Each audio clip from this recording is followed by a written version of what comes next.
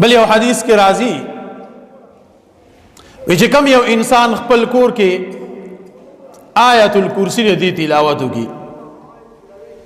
الله لا اله الا هو الحي القيوم دا یو آیات چي دي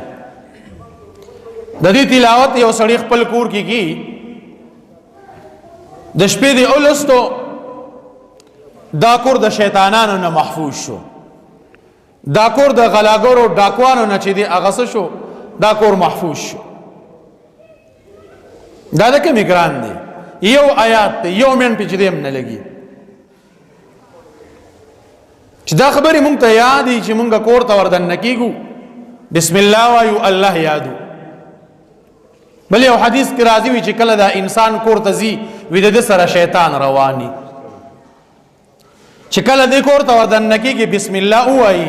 دا شیطان ته بار پاتش او بیا چې دې کور ته لاړ شي ډوډۍ خوري او بیا په خوراک باندې بسم الله وایي دا شیطان د هغه ځای نه تختی ملګری دې تپوس کی ولې وې دې کور کې زما ځای نشتا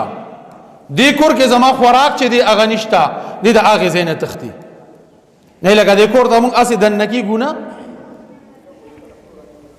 دې کور ته خاصم موږ زو کنه چې زمونږ دا سوچي چې زه په سنت طریقه وردن نشم بسم الله اوم کلمه اوم دا الله نوم والم چې دا شیطان را نه بهر چې دی هغه پاتش یو کتاب مې کو دغه کې یو حدیث راغلی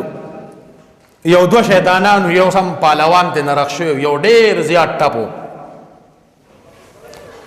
وې دې پهلوان شیطان ته تپوسو کو دا کم چې غټ شوی وې ته دورا ټپ شوی ولی وې ته سم ټپ لرګې د نرخ شوی دی اولی هغه ته وی ویزه چې بچا باندې مسلط شوی ما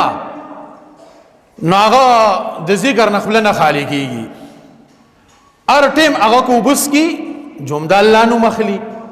کو خوراک کی هغه هم د الله نوم چې دی هغه اخلي بهر حال کې هغه د الله تبارک وتعالى نوم چې دی هغه اخلي نو ما د خوراک د سکاک موګر هغه سره نه ملاوي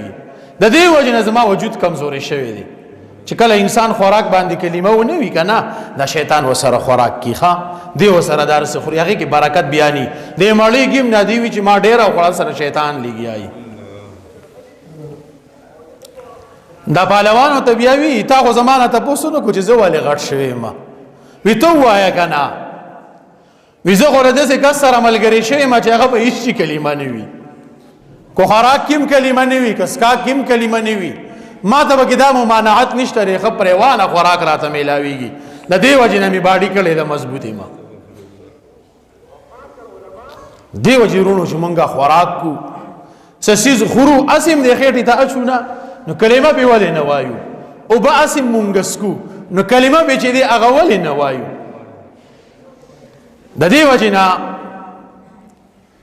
خبره میرونو دی پورې کوله چې مونږه قران د ځان سره سینو سره را یوځې کو او د قران تلاوت چې دی